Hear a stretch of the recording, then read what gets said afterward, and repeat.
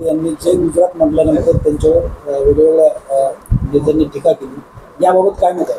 हे बघा, अशा गोष्टीचं राजकारण करण्याची आवश्यकता नाही. आपली जी देशाची प्रतिमा अगदी पहिल्या वर्गापासून आपण शिकतो की भारत माझा देश आहे, सारे भारतीय माझे बांधव आहे.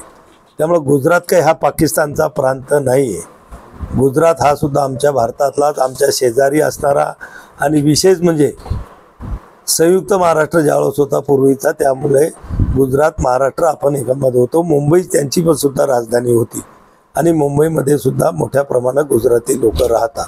आणि ज्या ज्या कार्यक्रमामध्ये आपण जातो, ज्या ज्या सामाजिक कार्यक्रमामध्ये आम्हालाही बोलवलं जातं, त्यावेळेस आम्ही आपला स्वतःचा स्वाभिमान जिवंत ठेवत त्यांचाही स्वाभिमान जागृत करण्याचा प्रयत्न करतो. आणि म्हणून त्यांनी काही फक्त जय गुजरात नाही म्हटलं, जय हिंद, जय महाराष्ट्र, जय गुजरात. आणि मला वाटतं याच्यामध्ये काही चुकीचं नाही. आणि अगोदर हे वक्तव्य उद्धव ठाकरेंनी केलेलं आहे.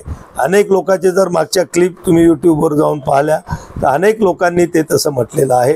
पण उद्धव ठाकरेला हे कोणी विचारलं नाही. आणि मीडियावाल्याची मला कमाल वाटते की ज्या शिवपार्कावरून हिंदू हृदय सम्राटाचा येथे जमलेल्या माझ्या तमाम हिंदू बांधवांनो म्हणून गर्जना व्हायची, सुरुवात व्हायची, ते उद्धव ठाकरे विसरले.